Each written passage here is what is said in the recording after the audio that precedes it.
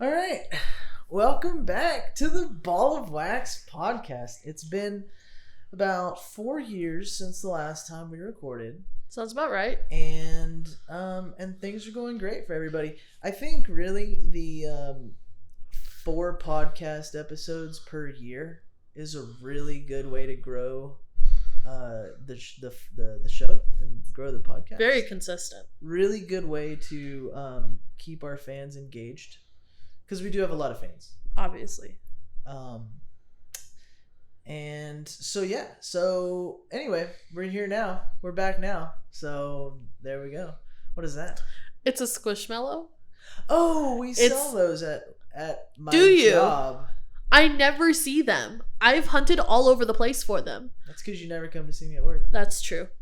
You also don't have baseball cards. So I have no reason to be going out to you guys. Oh my god. Let me tell you. Please. I'm low-key so close to asking you next time you get baseball cards in to just like snag 2 and I'll pay you back for them. Let me tell you what. So the vendor for the cards, not just baseball, all sports. Okay. Comes in every other Thursday.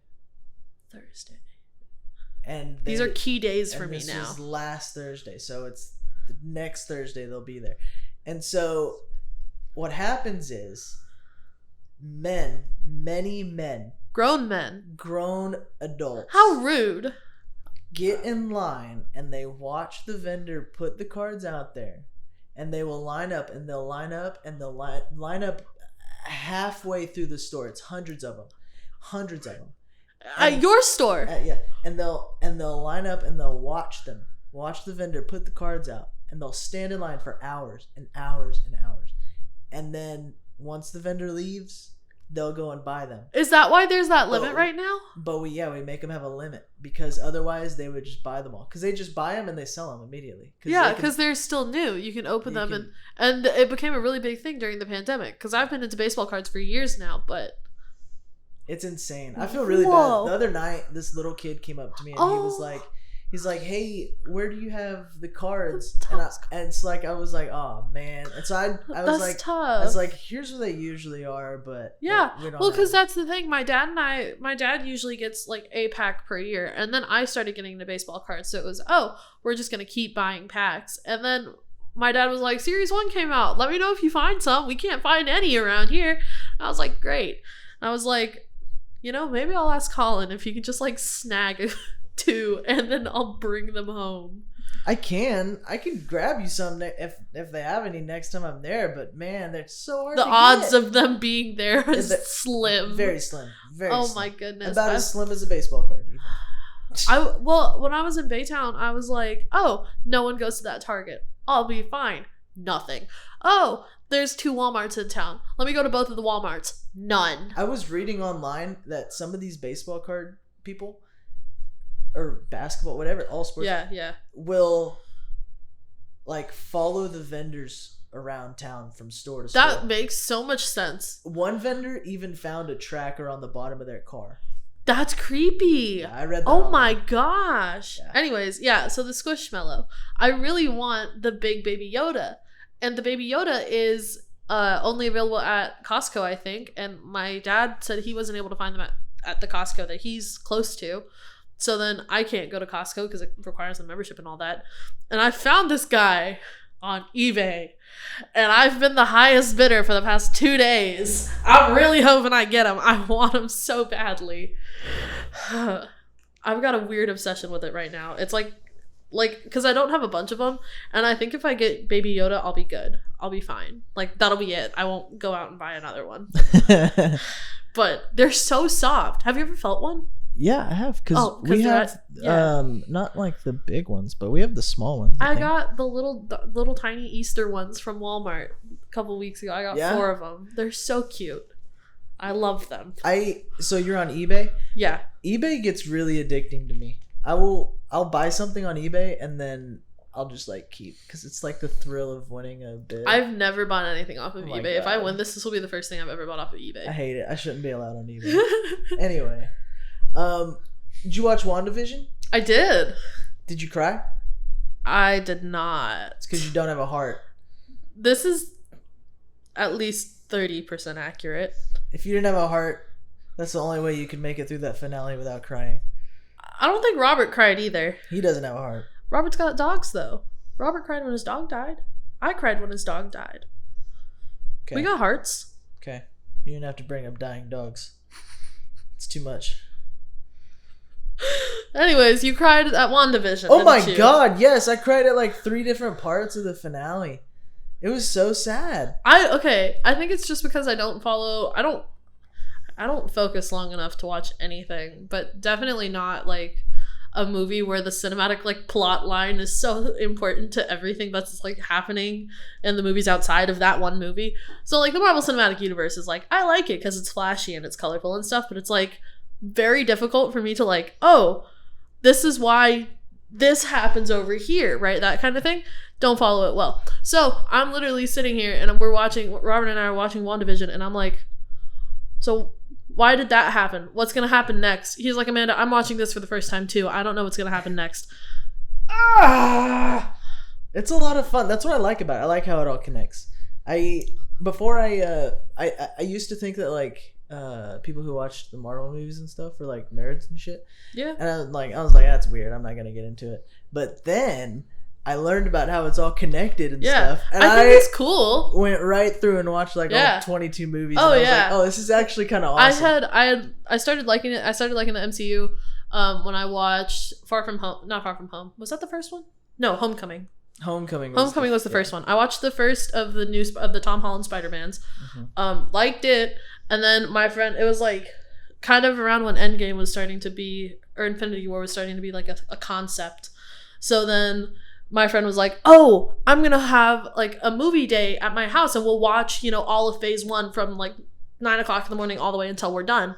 And we'll do that for the 3 weeks leading up to Infinity War. Nice. Yeah. And so that was how I sat down and watched all of them. Yeah. And then because The Incredible Hulk at the time was not like, it wasn't Mark Ruffalo, so it's like not a part of it is, but they just don't really recognize it. Right. Yeah. So the one important thing every now and then you'll catch a reference to it, yeah, but it's usually really like thinly veiled. But the thing was, he was like, it's not vital, and so we're not going to sit down and watch a 3-hour movie for something that's going to be like very briefly like brought up throughout the. That's fair. Yeah. So he decided that the very key part was the end credit scene, so we watched the end credit scene of The Incredible Hulk, and that was it. Yeah, and then we just kept going on with all the movies. It was fantastic. Yeah. You don't really, you could watch that, and the only character in the Hulk movies that you need to know about is Ross, is the Thaddeus Ross, who ends up being in Civil War, and he was in, I believe he was in Endgame, but just a small part. He's just like a government official. It's not a super big deal. But if you see it, it's kind of like, okay, well, at least there's like there's one lasting piece from the Hulk movie that makes it worth it, I guess. But no, dude, WandaVision, fuck me, made me cry like a little baby. But I thought it was dope. I thought it was well put together. I thought it was well executed. I thought it was super well put together. From like the standpoint of just aesthetically, it was. Oh yeah. Yeah, it was for someone who doesn't follow it that closely or doesn't remember it that well. It's like, this wasn't a waste of my time type of thing. Right. Yeah. Right. And I think if you look at. I think it's like, if you look at the production budget for just the show overall, it's like comparable to an actual movie. Yeah. So it's not like just some like side piece kind of thing. No. It's like in theory, full-fledged production. It could have been like a standalone movie if they really wanted to make it a standalone movie. It really could. It really could. Yeah. And I think the cool thing is they could have done that, and you could put pretty much everything, all the episodes together, and it'd make like a 3-hour movie. Right. But so it's pretty sweet. But I just like how it was done with all the different like paying homage to all the different shows and like all the different time periods. That was dope. But also that wasn't pointless though. Yeah, it was that also was like, that was a part of what you see in the final 2 episodes. It also represented how how Wanda, that was actually a connection to her and her family. Yeah, it wasn't just like a thematic thing. Yeah, just like a weird thing. That would have been cool just on its own if it was just like a thematic thing, but it actually had a meaning to the plot of the. Everything about it was so well written and so well put together. That's the issue that I end up having with all of these Marvel movies and things like that, is the little Easter egg type of thing, because that's not like a big thing. It's like if you're just watching that at face value, it's like, okay, cool. Mm-hmm. But it's not like this is gonna be important to the rest of the story. So yeah, Yeah. I bet. The Easter eggs always get me. It's like I wasn't paying attention, I blinked right there, and then all of a sudden it's like, oh, that was a key part. Yeah. How? I think it's definitely possible to underestimate the Marvel movies. They definitely can like sneak up on you. Yeah, my dad and I have realized that he and I will go and we'll watch. I think my dad and I have watched the Black Panther all the way through about 4 times, and every time we watch it, we found something different, something that's like small, and it's like, oh, well, that's why this happens later. Yeah. And it's like you have to go through and like individually dissect everything, and it can be just like a line. Yeah. It's and that really comes cool. back later, and Yeah. it's like, whoa, it's really well written. Yeah. That was actually the one when Black Panther was really big. Me and a friend of mine, we went to see Black Panther just because of the hype and stuff. right? Yeah. And then in the post-credit scene, you see Bucky. Yeah. And yeah, they're like, yeah. That was the first time I watched a Marvel movie, was the Black Panther. Okay. And so then I was like, oh, like that's connected to a different thing. I need to find out why that's a big deal. And that sent me off into watching all of them, which me and my brother did. And then it was time for Infinity War, and that was like, that was like an event. Yeah. It was a lot of fun. Yeah, the first time I had watched all of them through was leading up to when Infinity War was coming out, so I had gone. And he knows a lot about the Marvel movies, so we were like, oh, okay. Yeah. I don't have to, Google things and figure out why things are happening. It's like he's going to tell me everything that's like important to the rest of it. Yeah. It was great. In the original timeline before the pandemic, the new Doctor Strange movie was supposed to come out right now. Yeah. Right after WandaVision. So it's supposed to lead right into it, which is a bummer. It's going to be in a whole year. Yeah. So it kind of the next series, whatever, the Falcon one is coming out soon. Yeah, the Falcon and the Winter Soldier. Yeah, that comes out not this weekend, but next weekend. Yeah, I'm excited about that one. I am too. That looks like a lot of fun. Anyway, so the British monarchy is falling, falling, but is collapsing within itself right now. Yeah, right. The British monarchy is completely failed and disintegrated. Doesn't exist anymore. Not exactly. I don't even really Queen know Elizabeth what outlived the British monarchy. She did. Of course she did. I don't Lovely. even really know what happened. I don't really understand. I've just seen the memes with Oprah on Twitter, but I don't really know. I don't really understand what's happening. What happened? So what had happened was Meghan Markle is, she was an actress, which is like very important to the story, right? Like to I know who she is, right? And I get like how she was an outsider to the family, and then she was an outsider that had a platform prior to joining the family, because Kate didn't have that. Who's Kate? William's wife. Who's Prince William? William's wife. Prince Williams is the older brother of Prince Harry. And were they Diana's kids? Yes. Okay. There's 2. There's William and Harry. Harry is the one that has left the monarchy. William is the one that is still there and balding. Right. He's the bald one. He's ugly. He's 1, 2, 3rd in line for the throne. He's ugly, right? Yeah, but doesn't matter whether or not he's ugly. He's 3rd in line for the throne. Well, it does matter. Who's first in line? Charles. No, Philip. Prince Philip. What does he look like? He's the corpse. He sucks too. Yeah. All right, who's second in line? Charles. Which one is Charles? Charles is their dad. What does he look like? I don't know, but he's the one that caused issues, we think, with Harry and Meghan. Charles is second. How old is he? He's probably like 60 or something, right? At least. He's 60, 70, something like that. He's old as well. What's his name? Prince Charles. I'm gonna Google him while you're talking. All right. So then there's Prince William, and then he's 3rd in line for the throne, and then his 3 children are 4th, 5th, and 6th. He's Prince of Wales? Who? Charles? Perhaps. Charles, Prince of Wales. Yes. Because Diana I don't like the way he looks either. Yeah. So then William is 4th. Oh, he's the heir apparent to the British throne as the eldest son of Queen Elizabeth II. So then is Philip not? I might be wrong. You might need to cut that out. You said that was right. So he's second. He's third. No, Charles is second. Charles is the heir apparent. But is that first or is that second? Heir apparent means absolutely nothing to me. I would assume that's first. Yeah, that's first. That means first. So then I was going to say, I don't think it goes husband and then child. I think it's immediately child, but I'm not 100% sure. Okay, so... That's kind of weird. It should go to the husband, right? No. You don't because he's not royal blood. He was married in. Right? That's why Diana would never be queen. That's why, Kate would never be queen. Meghan would never be queen, type of thing. Oh, so right? I could never be king. Right, because you would be married in. Your firstborn child could be queen or king. But you would never be. Yeah. So that's why Philip is only a prince. That's why he's not King Philip. Okay. That makes sense. You have the queen and then her son is first her son is first, which would be Prince Charles, and then Prince William is second, and then his son, daughter, son, third, fourth, fifth, and then Prince Harry is sixth. His younger brother is sixth in line. He's sixth in line? Yes, because it's always your firstborn son. The only way that I do think firstborn sons should be first because they're better. Firstborn sons are good. Secondborn sons are bad. Are you saying this as a firstborn son? I'm gonna leave my family out of it. I do believe this is because you are the firstborn son. I who's to say? That's what I always say. Anyway. Anyways. So, so essentially, Meghan had come in with a platform. Meghan is also biracial, which is very important to the story. What is she? She is half black and half Puerto Rican. Oh, okay. I didn't know that.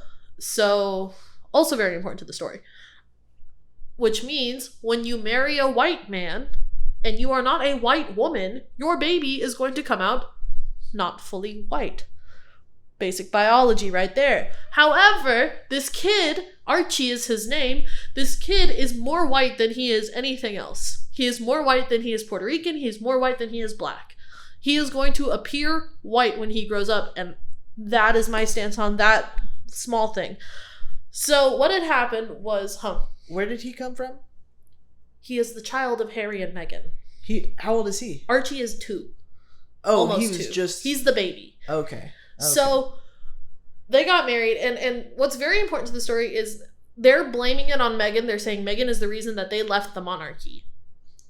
Prince Harry, for the longest time, has talked about how he has wanted to leave, and he doesn't want to be a part of it, right? What happens when they leave? They just leave. They lose their title. It's a big deal in Britain, but it's not typically a big deal for us. The only reason it's a big deal is because Meghan had gone out and said stuff about it, because now she has a platform. Apparently what had happened, and she talks about this in the interview with Oprah, she had wanted, so while she was carrying Archie before Archie was born, she had wanted to kill herself. She had just straight up wanted to commit suicide. Oh, shit. And she had reached out to people in the royal family and was like, hey, I would like to get some help. And they were like, no. That's going to make us look bad. But you want to know what's funny? Typical boomer shit. But you want to know what's funny? Charles has, is able to get help for, therapy and stuff like that. Kate is getting therapy and stuff like that, right? And if you look at it, Kate and Meghan are the same type of person, right? They were both married into the royal family. They are both wives to, Princess Diana's, children and blah, blah, blah, and this, that, the other. But everyone else can get help, but Meghan can't. And it's hard to say that it's all racially charged, but a lot of it appears to be racially charged. So they don't like her because she is not white. Isn't pure right. British. Okay. This is the second time that something like this, where someone has been abdicated like this. Oh. Because the first time it happened, it was King Edward VIII, and he had fallen in love with. And when was this? This is the 1970s, 80s, 60s, something like that. Okay. Maybe even before that. I really don't know. But he had proposed to an American woman who was getting a divorce, and that's not something you do in in the royal family, right? Everyone is you don't marry a divorcee. I would definitely divorce whoever I was married to marry a prince. Or princess, I guess. Well, Or then a prince. I don't give a fuck. you said if I get royal this, I don't care. No shit. So it had to have been way before that. I just don't know what the year was. Anyway, King Edward VIII. He was a king. When India was still, I don't know. Never mind. Don't worry about me. King Edward VIII is the important thing here. All right, I'm gonna look him up too. He was King Emperor. King Emperor? That's such a badass name. Because he was the King of England and the Emperor of India. 1936, until his abdication in 1936. So he reigned from January to December. He didn't even reign a year. So King Edward VIII was abdicated because he had proposed to a divorced woman.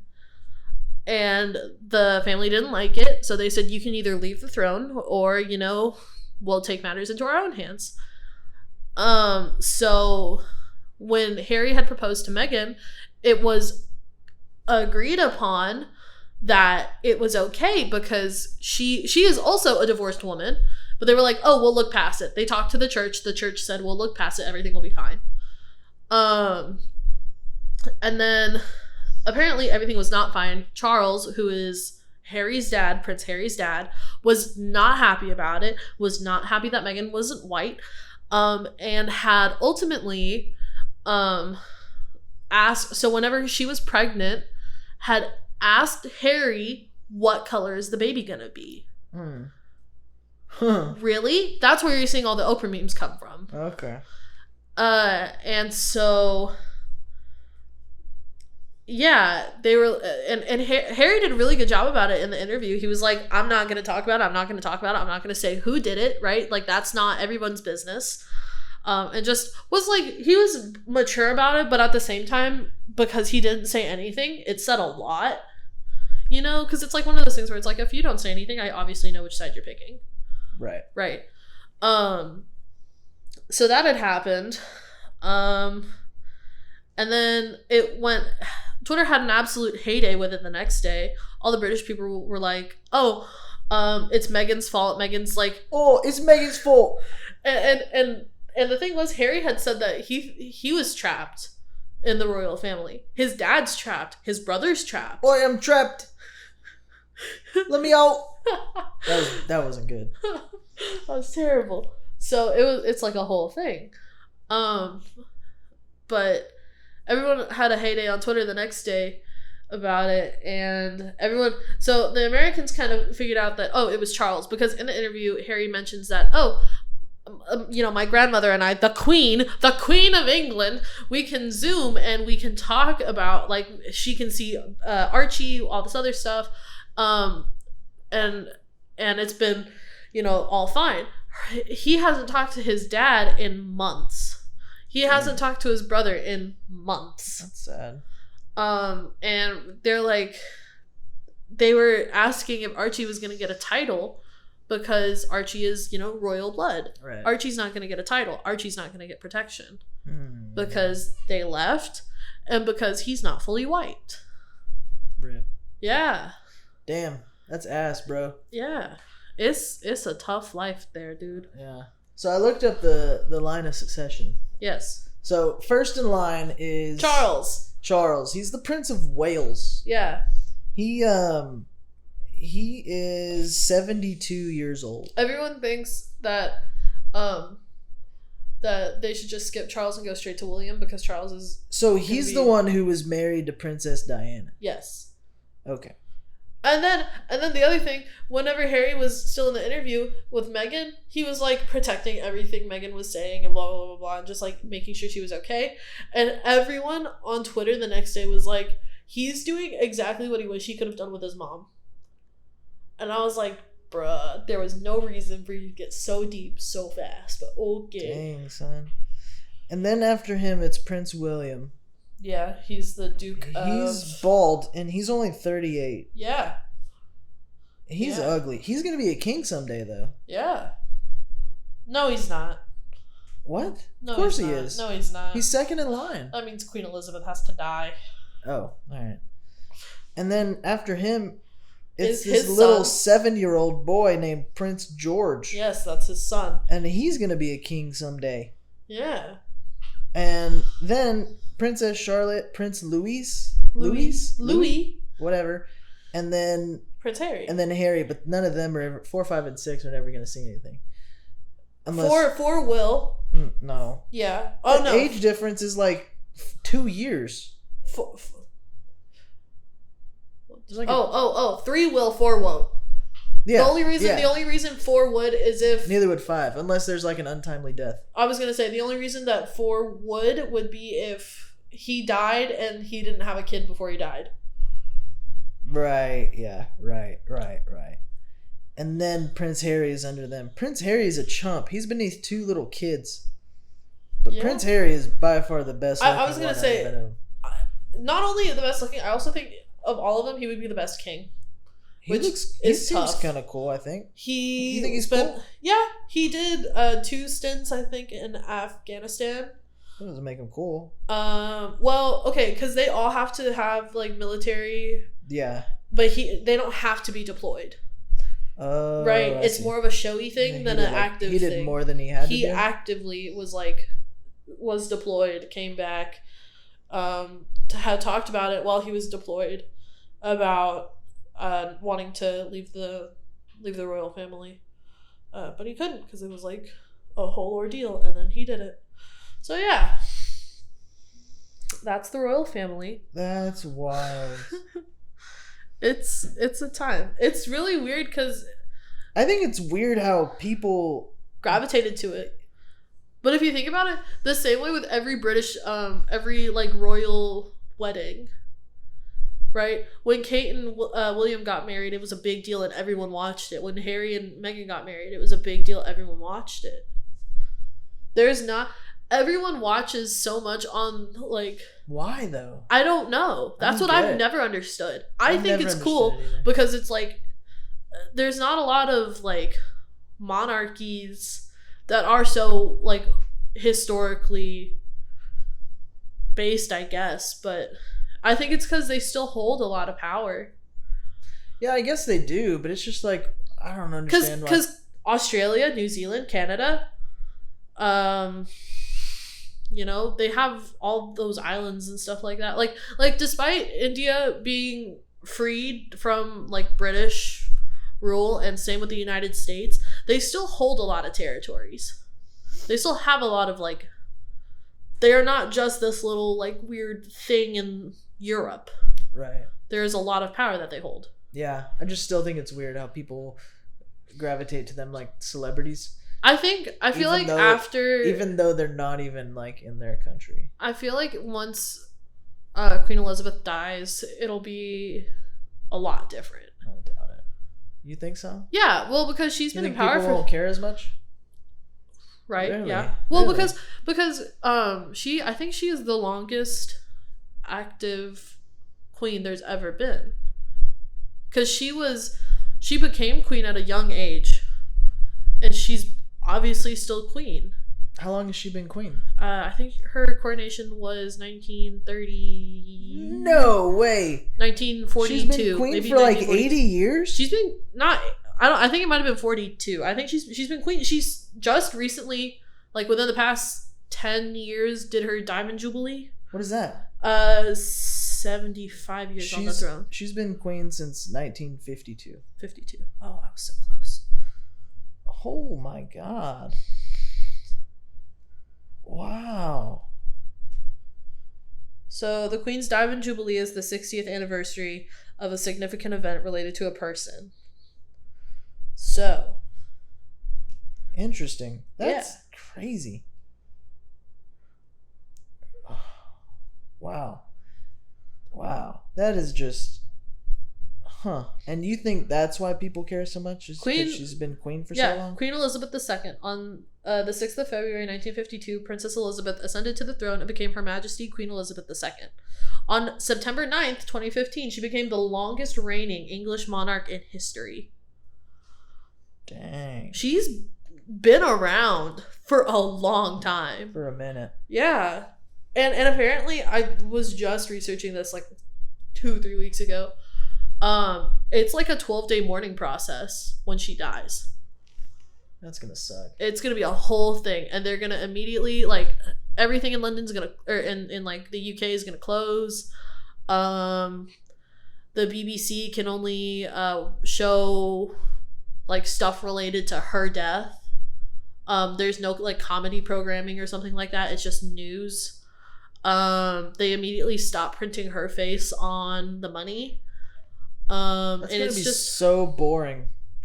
It's gonna be, but everyone's gonna watch it. Just like this interview, just like the royal weddings, everyone's gonna watch it. The Diamond Jubilee was on TV when it happened. Yeah, I'm sure. It's crazy. Anyways, so this game. Yeah, so we're gonna play a game. I don't really understand it. Tell me about it.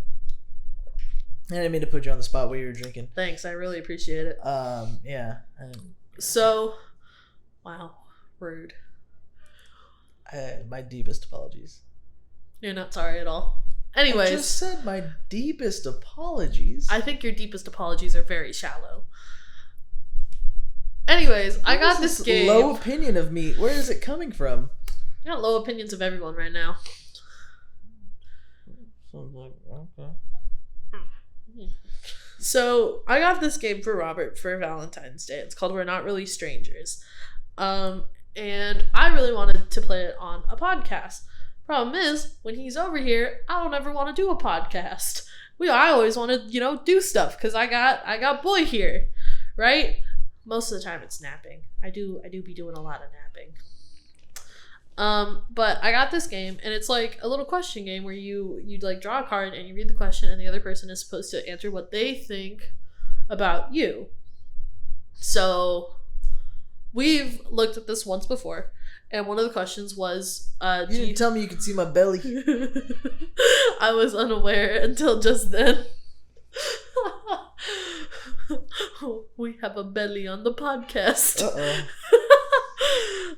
So one of the questions was, do you think that my car is messy or clean? Why or why not? And you had told me, based off of my room at its current state, that my car is messy. I was very offended by that, I would like to say. Hey, don't ask the questions if you don't want to know the answers. My car is clean. I keep it clean because I drive people around. Then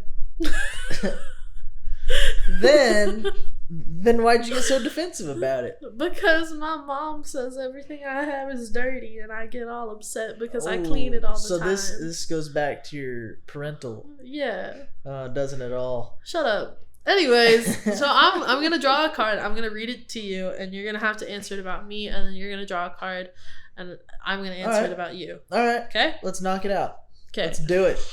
So I see 1, 2, and 3 on there. So, what's the difference in those? Oh, the type of question is different. You're off mic. I'm well aware. She's well aware, guys. The type of question is different. The level 1 cards is like perception, so like how someone perceives you or how they perceive you. Level 2 is connection, which is like, do y'all know each other type of thing. And then the third is like reflection, and that's supposed to make you take a deeper look at yourself. Okay, well, let's do one of each for both of us. Okay. So, yeah. So you can just ask me the 3, and then I'll ask you the 3. Okay. So what compliment, this is the level 1 perception question, what compliment do you think I hear the most? What compliment do I think you hear the most? That's interesting. So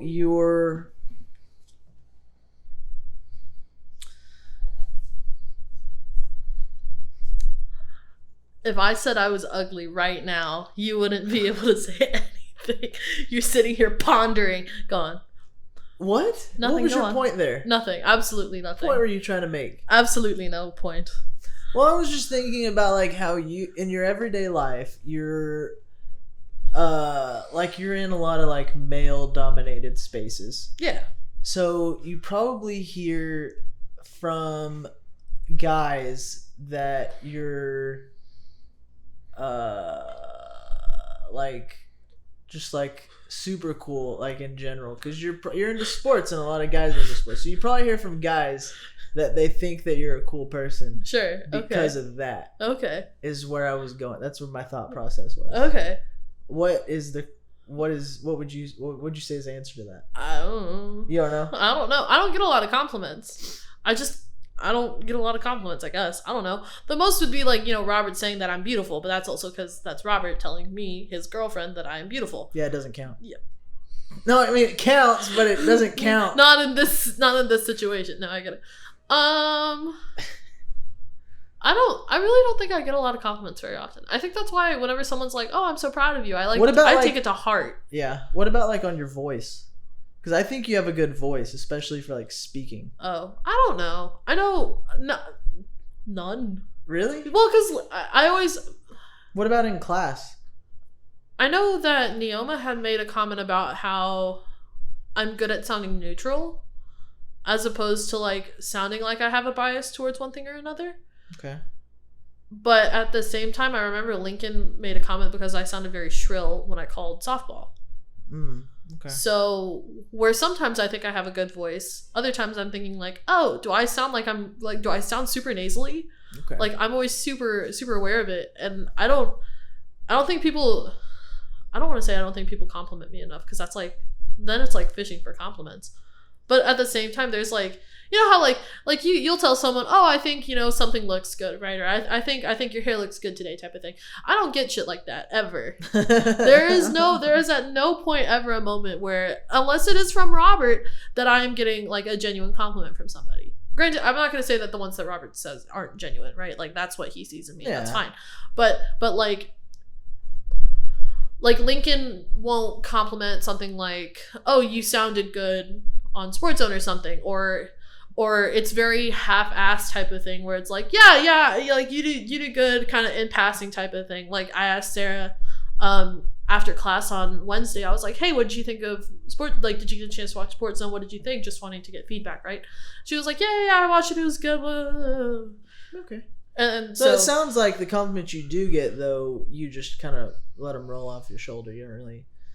You take the big stuff to heart, but the small stuff, you just kind of... I don't get small stuff, though. Well, you did. Like, you just said the thing about Sarah and the right, thing about Lincoln. The thing is, at that point, it feels very transactional and not very genuine. Right. That's what I mean. That's what I'm saying. You're taking it as, like, a transactional thing. Yeah.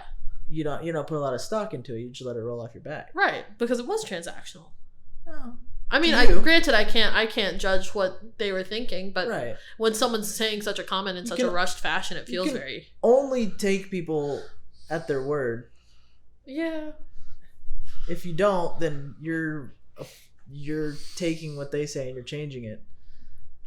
But if I'm taking every word that they said, right? I think if you talk to Sarah after class, you say, hey, did you see Sports Zone? And she says, yes, you did good. Take that as a compliment because she's saying you did good, right? I guess. Now, just because she doesn't, it's one of those things where it's fall on the floor and say, no, it's not even that. It's not even that. It's just because everyone's always like, because I am so, and I have been so shy recently and so nervous in the past. It's always, oh yeah, you did good, and then it's like ... but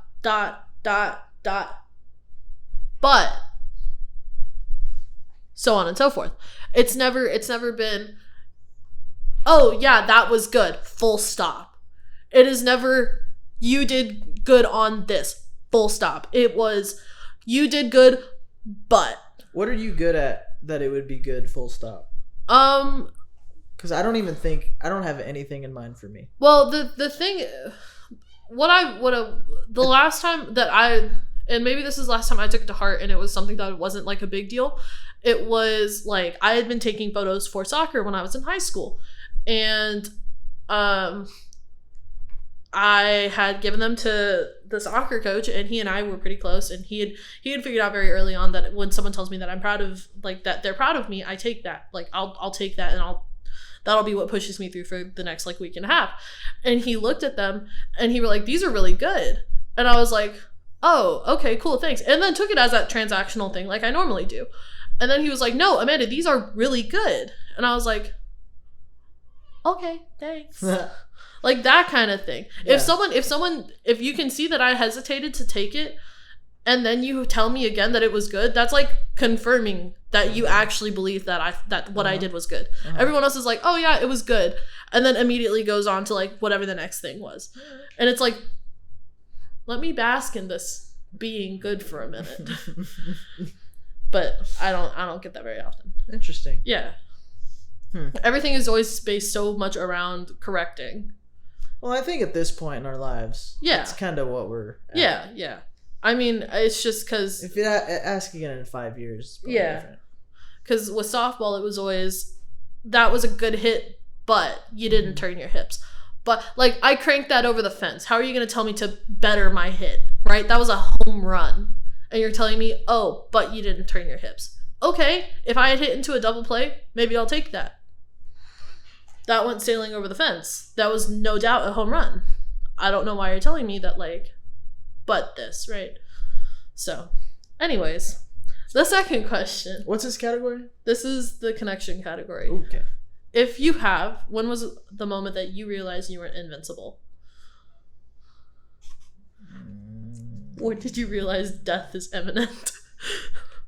And if you don't have your story, I have a story for you. Of you. Oh no, really? Well, it's just because it's recent.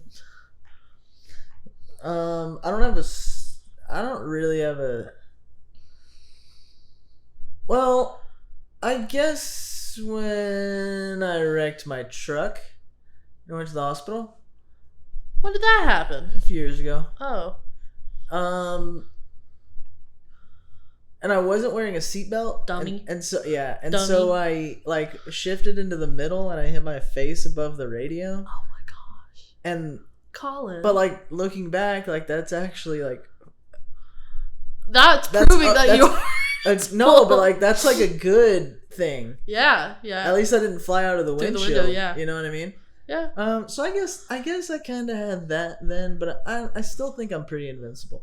I was gonna say the other day at work, oh, everybody was bending down and touching their toes. Can you bend down and touch your toes? Well, see, that's the thing. Oh Lord. They asked me. They said, "Collin, can you bend down and touch your toes?" And they're all like 21, and so and you are 25. And so I was like, I don't know. And so I did it, but it took all I had. And you're like, I'm tired. I need my break now. My back was killing me. Oh, God. And so I did it, but it hurt a lot. And so maybe there's also that. Okay. Could be when I realized. I was going to say that time you were driving to campus. And you, like, weave between a bunch of trucks. That was the moment I was thinking about. Like 2 weeks ago? Yeah, like 2 weeks ago. Oh you, my like, come God. to pick me up. I almost died. Yeah, I remember. That's what I was thinking as soon as I read that question. My legs went numb. That's how scared I was. I got around that truck. Yeah. So here's what happened.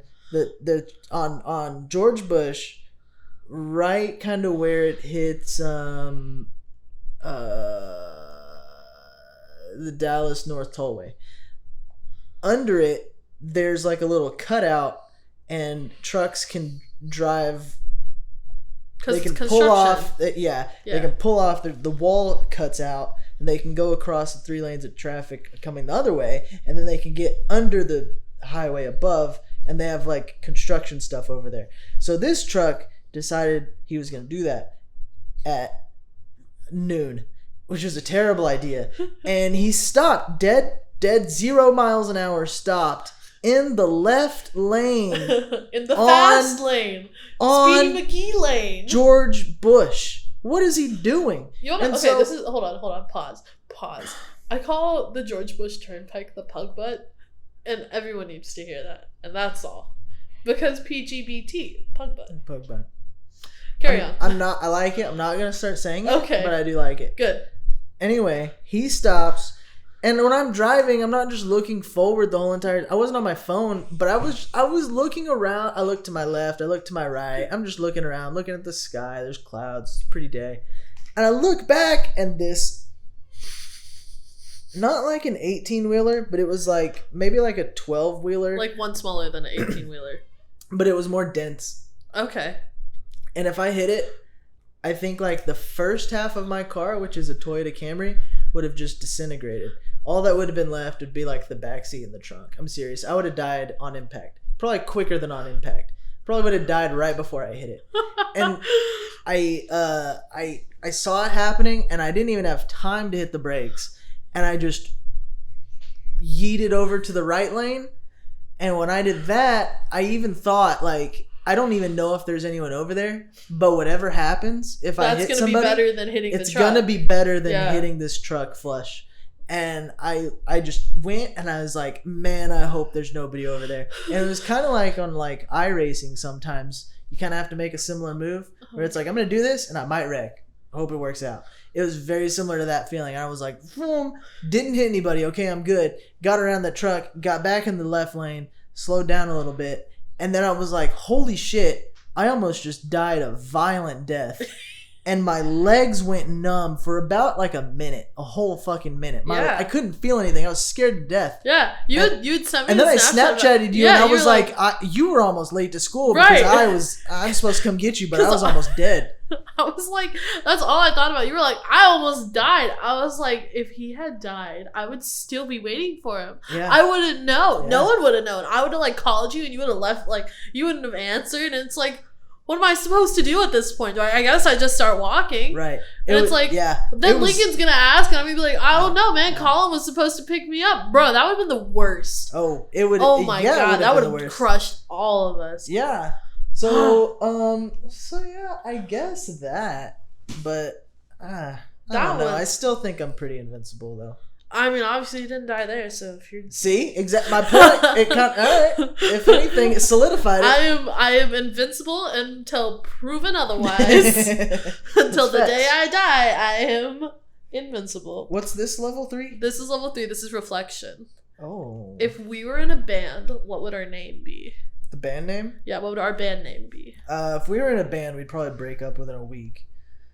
I think that's true. I think we would just fight the whole time. Maybe not a week, but like less than a year.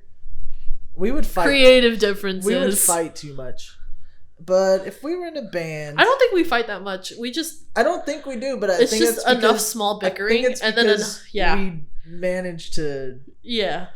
I think if we were forced to be around each other for a year. Oh Lord! I see what I mean. Yeah, especially when the Rangers and the Astros play each other. Jesus Christ.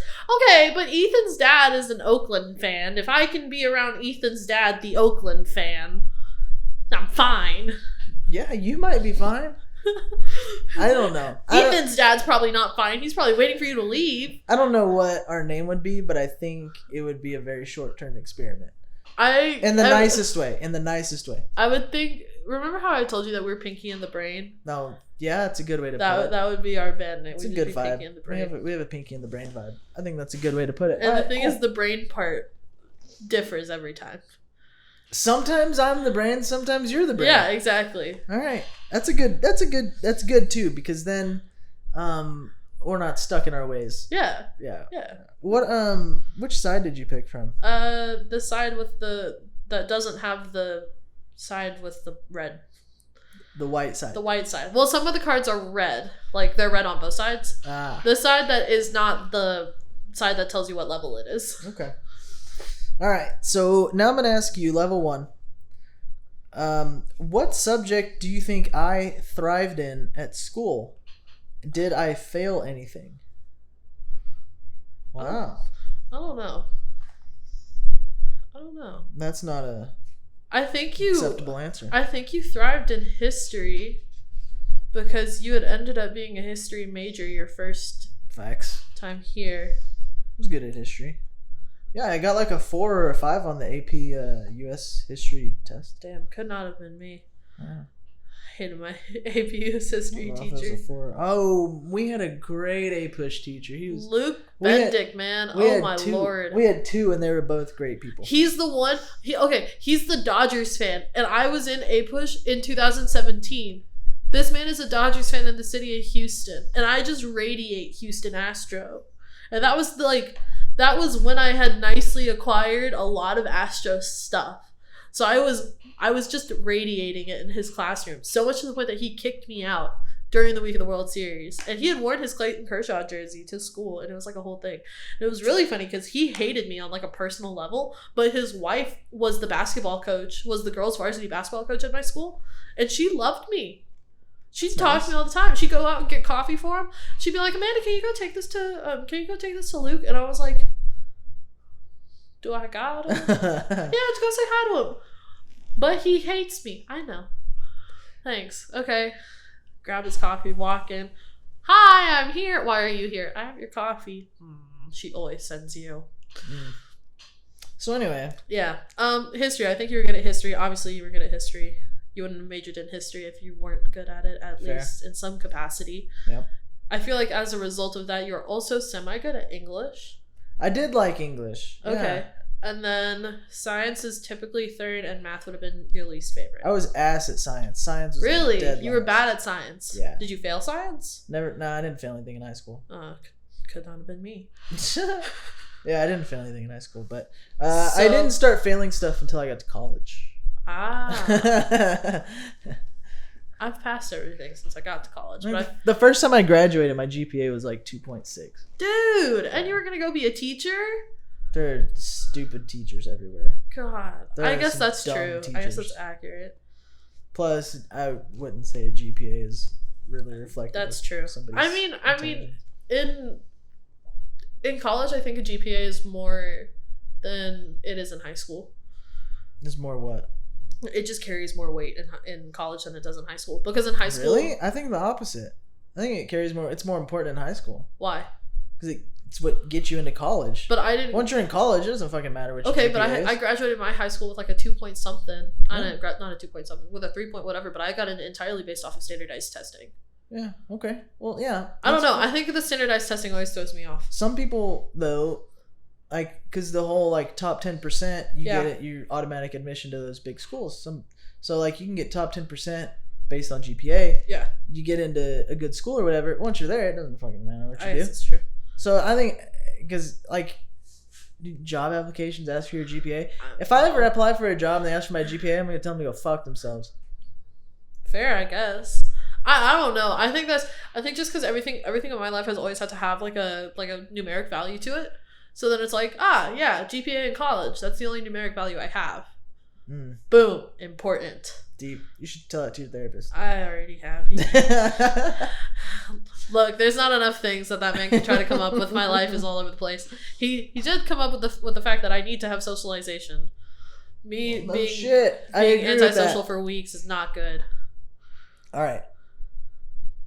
Oh, wow. This is deep. Number 2. No. Oh, no. Oh, can I ask you a different question? That's up to you. If you're going to get a different question, just tell me what that one is.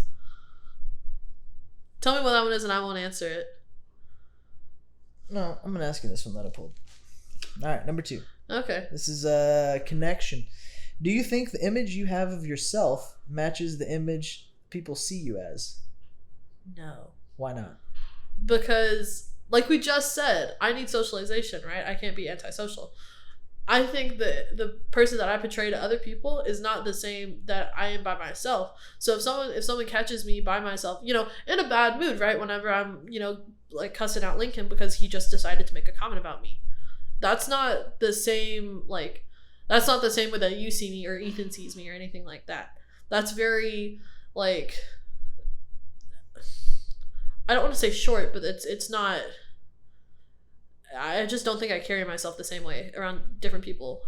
And then when I was in high school, I didn't have a friend group that stuck with me, right? So I was this person around this group and that person around that group and that person around that group. Well, I think everybody is somewhat a product of their surroundings, so I don't think that's any different than most people. I think different groups of people, they're gonna act different. But then what I've realized now is if I'm by myself, I'm not even I portray out now just because I'm from Houston, right? I claim I'm from Houston.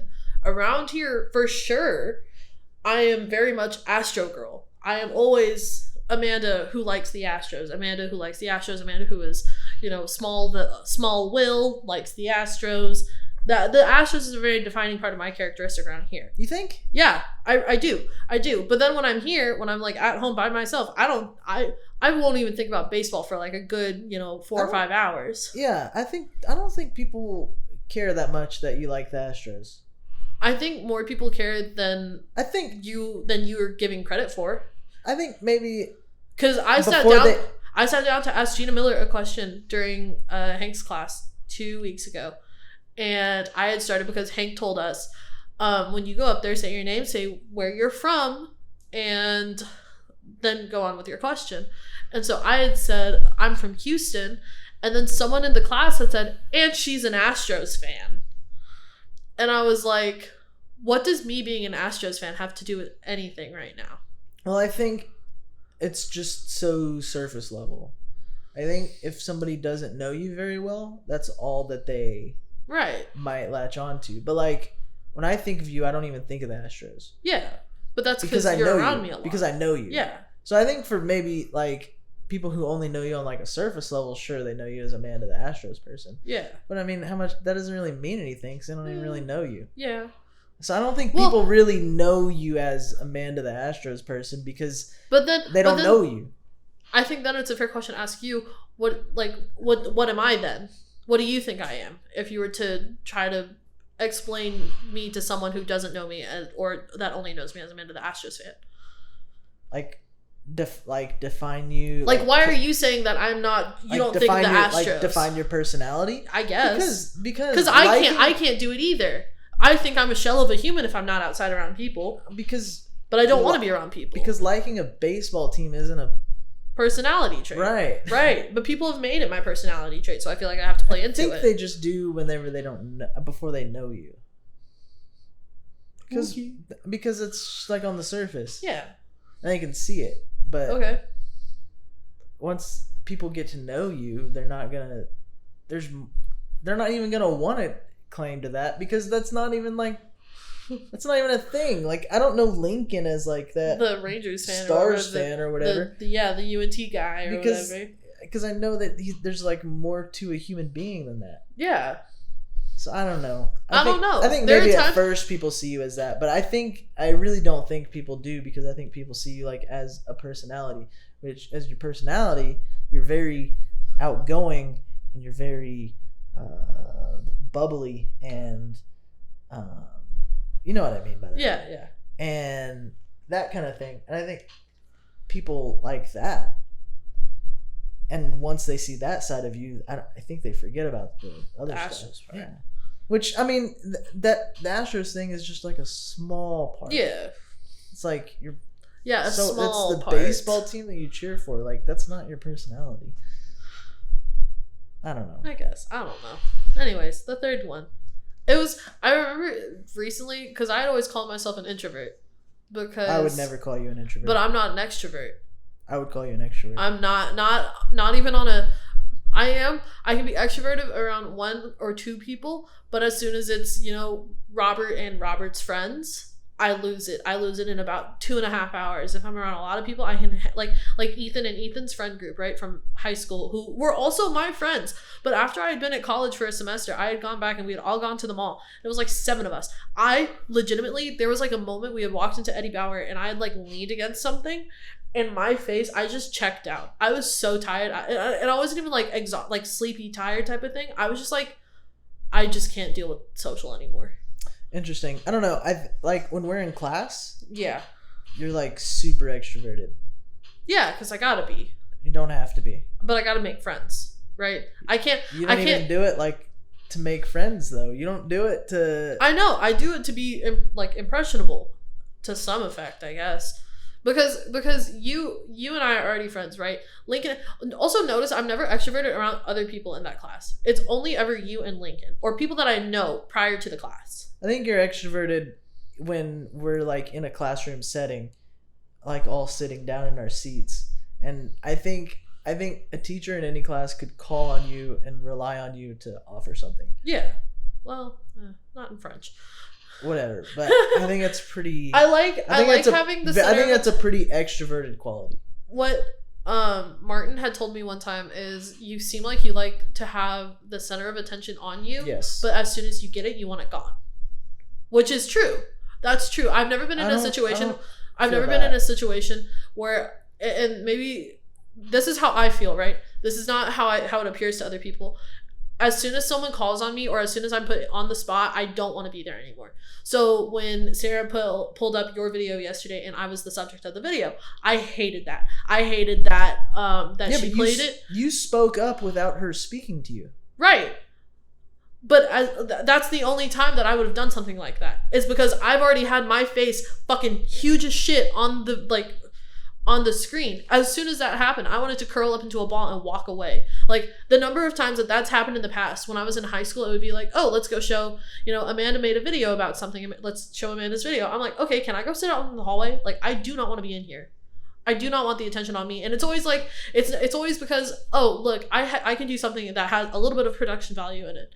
And then all of a sudden it's, ooh, someone made a video and it's like, good. I can show this to the rest of the class. And it's like, absolutely not. Not if I'm in here. Why? I don't like having the attention on me. It's because it's... You seem like you do. I do now because everyone does the same thing. We're all doing the same thing. We're all in the same major doing the same thing. So if I'm getting the attention, it's good attention, typically. It's not, oh, Amanda did that. Because they're never going to show the bad example. If my example is being shown, then it's because I did well. Right? Yeah. So that's going back to that same compliment thing. It's not like a verbal compliment, but like, that's going to be, hey, Amanda did good. Look at that. Amanda did good. As opposed to, look at this thing that Amanda did. And in high school, it was, someone made a video. No one makes videos. Let's watch it. And then everyone's like, oh, well, why did you put so much time into it? Why are you such a tryhard? And it's like, I'm not. This is literally the easiest thing I could have pulled together. But I don't want to be in the room. It's so weird how people think trying hard is bad. So I've never understood that. And most of the time it's because I was failing the class that I did the video for. So I did the video, got extra points for it, and that's going to bump my grade up. Everything's intertwined. Everything's like a Marvel movie. Level 3 is reflection. If you could prescribe me one thing to do for the rest of this month, what would it be and why? Describe something I could do for the rest of the month? Prescribe you one thing to do for the rest of the month. Is it March 10th? March 11th? That doesn't matter. That's not part of the question. For the rest of the month, listen to the 12-6 podcast. Why? Colin McHugh's podcast, and he interviews baseball players. He interviews other baseball players. Typically from the teams he's with. So his first season is very Astro heavy. And then he didn't talk to the Astros, and he was talking to other players and other people, and John Smoltz and a couple of agents and stuff like that. And it gives a really good insight into the baseball industry and what it's like to be a player. Okay. And I think it is just, it's something that, like, for me, it's something that just connects you to a person as opposed to just you to a name on the back of a jersey. Yeah. So why me though? Why would you prescribe that to me? Because it seems like something that you would be interested in. It's baseball, but not on a baseball level. It's baseball, but it's all human interest. It's okay. Never once in the podcast does he ever talk about baseball. Okay. It's like, so you're right, because that would bore me if they were just talking about baseball the whole time. No, it's so Tony Kemp is the one that had come on my phone earlier when I was driving. And that one, he talks about how Tony Kemp came up with this Be the Change, the +1 movement. And so he asked him questions about, hey, what has that been like, and what's it like, advocating for like something like Black Lives Matter, and creating your own thing around it, and how do you, because he grew up in Tennessee, I think, so it's like, how do you go about that, and how do you interact with people that are saying all lives matter, and how do you approach that kind of thing, and how do you have that conversation with people. And he does that with everybody. He talked to Jeff Passan once about, the book that he wrote, The Arm, and talked about what it's like, being both loved and hated by ball players and stuff like that. And it's really cool. It shows a lot of insight to how baseball works as just like, it's just guys. It's not, because all football players are big buff football players. yeah, they have a life, but they're also making outrageous amount of money. But like a baseball player, in theory, could be anybody. They're not, Tony Hawk could be a baseball player. Oh, I see what you mean. Yeah. Okay. Baseball players are more like that's a more diverse. I see group. what you're saying. Yeah. Yeah. That kind of thing. Okay. Yeah. Cool. Well, in the spirit of March, since we've made it to the month of March. The world hasn't exploded yet? Yep. How long has this been? We're at an hour. We're at about an hour. I was about to say, it's been a long time. Anyways. We're in the spirit of March and March Madness. Oh, dear. We have a potato bracket. A potato bracket for you lovely listeners. Now, the thing about potatoes is they come in many forms. Potatoes, like baseball players, many forms. Potatoes are very versatile. There's really no, I'd say potatoes are in the top 10 versatile foods. Okay. They're not number one. What's number one? I don't know. What's number one for you? Why not potatoes? Oh, okay. There's so much you can do with them. Yeah, I guess that's true. So how are you going to say they're not number one when you don't even have a number one in your head? I don't know. My thought immediately went to rice, but there's not a lot. Like, there's a lot you can do with rice, but also...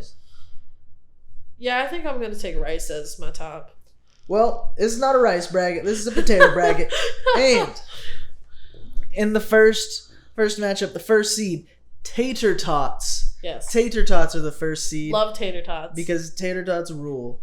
And the 8 seed is potatoes au gratin, which I learned is AU space G rotten. I thought it was aug space rotten, which it's not. It's potato au gratin. Au gratin. Like, that's how the French would say it. You sound like... That's how the French would say it. You sound like a sick dog. A sick dog? I don't know. I am a sick dog. No, not a sick dog. A sick cat. My cat, whenever my cat would vomit, it sounded like that. Interesting that your cat used to speak French. Very cool. Very neat thing that your cat used to do. My potato. So potato tots. I've forgotten how to talk. We hit an hour, and I'm good. So potato tots. I love that. Potato tots against potatoes au gratin. I would personally take tots over au gratin, but au gratin, they get slept on because the cheese. Potatoes au gratin is solid. But I'm going to go with tots just because tots are classic. The first time I ever had the potatoes au gratin was at school, in elementary school. Yeah, and I hated them. Gross. Yeah. So, because that was the first impression I had ever had of them, yeah, I hated them for the rest of forever. Same, but then my stepmom made some and they were just delicious. I've never come across them since then. Really? Yep. So oh my god. I love tater tots. Alright, so tots with the dub in round 1. We're going to go across the bracket over here to the 2-7 seed. Fries in the 2nd seed. But against what kind of fries? The 7 seed. Potato skins. And that's an excellent question. What kind of fries? What are we going to do that? Another bracket! Fries bracket within the potato bracket. The number 1 seed straight fries has a bye, so does the number 2 seed curly fries. The 3 seed waffle fries versus the 6 seed steak fries. I'm got to go with waffle fries there because I don't really like steak fries. Steak fries, I get it. But they're just too thick, and once you get inside, it's like too mushy. Too much potato. Yeah, too much potato. Waffle fries, though, especially when they're crispy, they're good. Have you ever had the seasoned waffle fries? Yes. Yes. Those fantastic. Delicious. Waffle fry all the way. Waffle is going to advance in the fry bracket. Also, apparently the straight fry is the French fry. Anything that is not a straight fry is then not a French fry. Really? So it's French because it's straight? Apparently. Interesting. Didn't know that. Interesting. That is okay.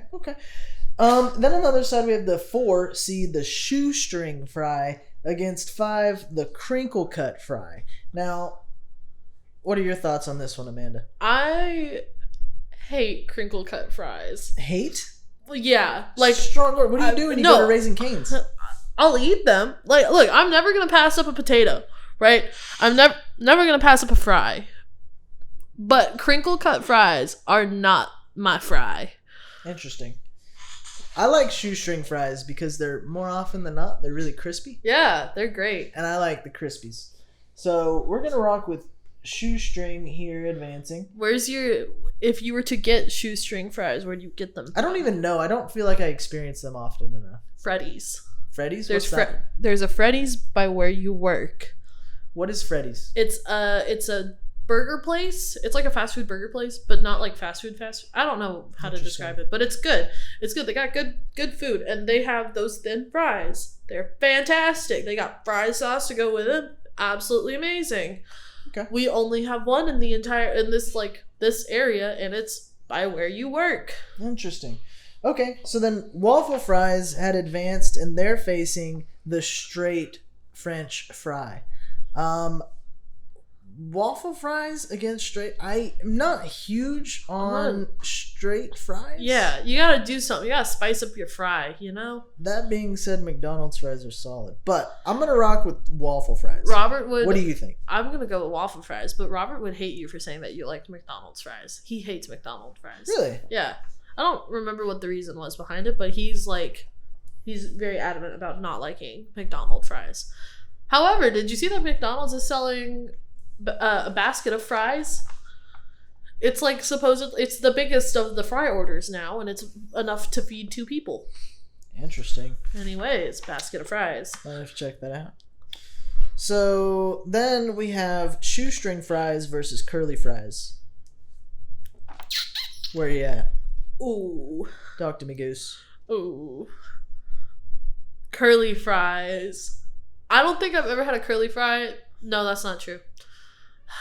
Oh, that's so tough. I was gonna say I've never had a curly fry I didn't like, and then I immediately thought about a curly fry I didn't like. Okay. But curly fries are so much more of an experience than shoestring fries.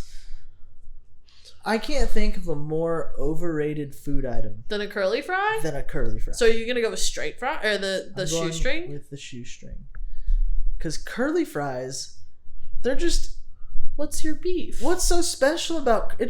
They're curly. It's curly. That's exactly the reason. It's hard to bite into because you don't even know where you're gonna land with your teeth because it's not. Can you not control your teeth when you bite into a curly fry? That's not what I said. What I said was you don't know where it's gonna land because you don't know if your tooth is gonna hit the top part, the bottom part, because it's a cylinder. How do you eat your fries, Colin? You put it in your mouth, but it's a cylinder, but parts are missing.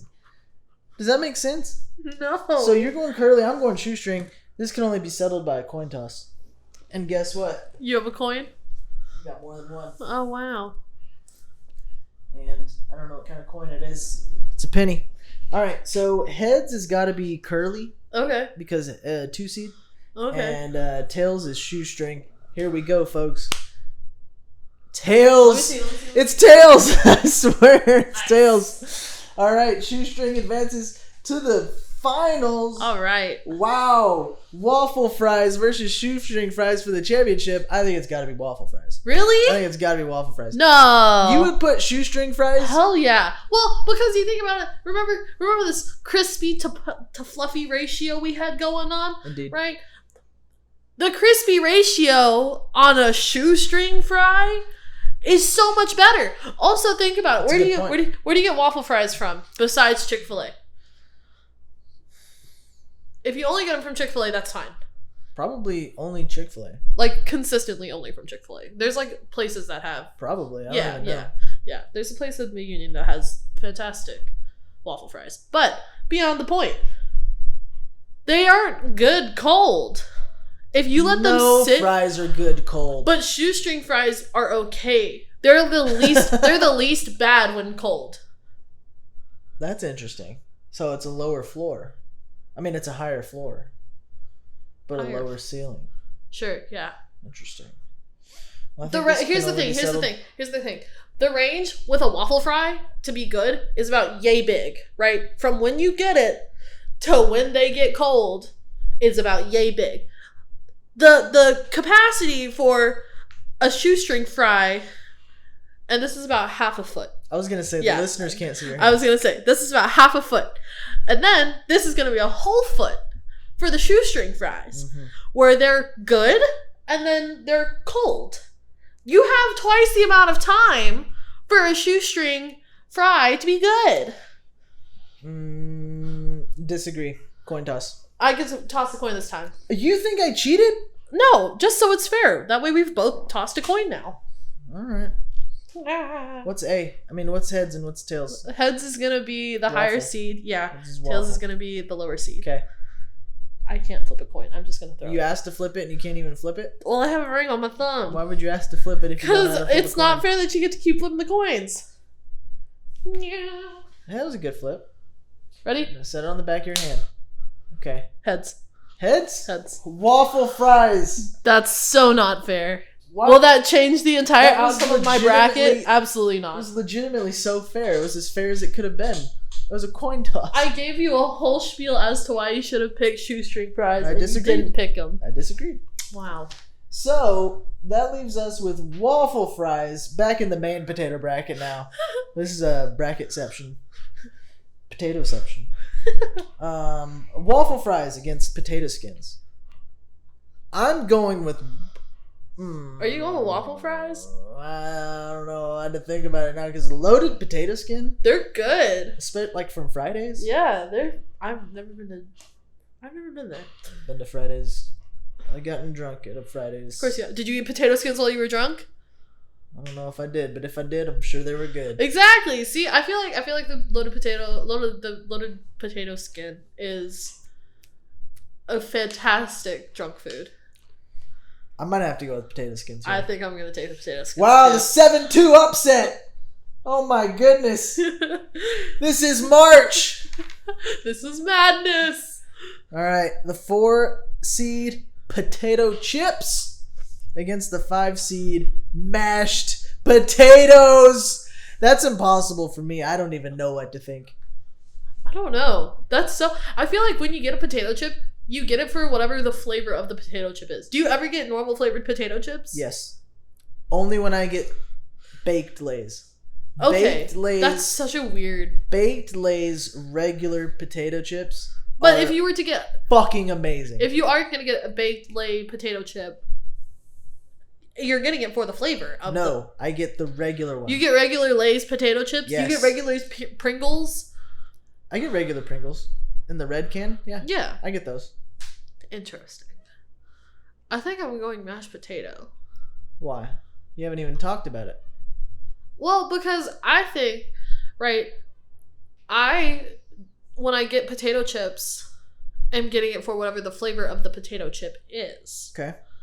Right? So that's not fair. You're buying it as a vessel for... So you're just buying a flavor. Yeah, you're not buying it for the potato. I do like kettle potato chips, though. Kettle cooked potato, the really crunchy kind. Those are good. Don't know about those. Mashed potatoes. I think the point that you make about the potato chips and the different flavors, Yeah. I think that's a point in favor of potato chips because they're diverse. potato chips can be so versatile and diverse that there's a lot. But the thing is, okay, so mashed potatoes goes with a lot of different stuff. Okay. What do you do with potato chips? Snack. Just snack. I love snacking. Just snack. I'm just snacking. What about when the dust and the stuff gets all on your fingers? I lick it off. Oh, nasty. I don't care if we're in a pandemic. You don't know where your fingies have been. I know where my fingies have been. I'm going chips. Do we have another coin toss on our hands? No. You're going chips? I think I'll concede. I'll go chip. Okay. I keep thinking about there was this one time when I was in London and my mom got like a leg of lamb and it had mashed potatoes with it. And I went to London like 6 years ago now. I still think about that meal. Damn. The potatoes were so good. The lamb was fantastic. Huh. Anyways. Interesting. Yeah. I'll go potato chip. Okay. So that leaves us with the 3 against the 6. The 3 seed hash browns against the 6 seed baked potato. I'm telling you right now, baked potatoes are overrated. And I'm going with hash browns. I'd go with hash browns too. Hash browns are legit, bro. I also only like hash browns are depending on where you get them, they come very differently. That's right? true too. I like the shredded hash browns that like just get fried and you have to eat them with a fork. I like the little like the sticks, the sticks from Whataburger. Oh yeah, yeah, those are great. You can't go wrong with a hash brown stick from Whataburger. No, you can't, especially when you're high as fuck. I would not know what that's like. Yeah, me neither. Liar! Absolute liar. You said something about baked potato chips, and I immediately thought you were saying when I'm baked. I was about to be like, oh my lord. When I'm baked potatoes. Oh man. I'm gonna send you a Snapchat tonight. I'm gonna say I'm baked potato. That's funny. Alright, so hash browns. Hash browns. So we have our final four: tater tots, potato tots, potato chips, hash browns, and potato skins. Let's start on the right side of the bracket. Hash browns versus potato skins. That's a tough one. That's a tough one, right? That's hard. That's hard because both of those are delicious. But like a potato skin is like just a baby baked potato. Low key. They're low key sometimes just baby baked potatoes because they put the cheese and the chives. Which is why they're better. They're just bite-sized baked potatoes. Which is why they're better. Than a hash brown from than a baked potato. That's why they're better than a baked potato. I was about to say, you're telling me they're better than hash brown sticks from Whataburger? You know what? They might be. I think they might be because it's got so much more. You can only do so much with a hash brown, but with a potato skin, you can put so much on it. You can load it up. Oh man, I'm gonna have to go with potato skins. Are we about to go with potato skins again? It's up. What do you think? Oh, I don't know. Because I like the crunchy. It's the same thing with the shoestring thingies. It's like they're crunchy and they're great. Also, the hash brown sticks or the hash brown like weird patty looking things, they're just big tater tots. They're just big flat tater tots. Big flat tater tots. I think I'll go skins. Skins, the 7 seed in the finals. The madness. All right, then. To face potato skins in the championship, we have tater tots against potato chips.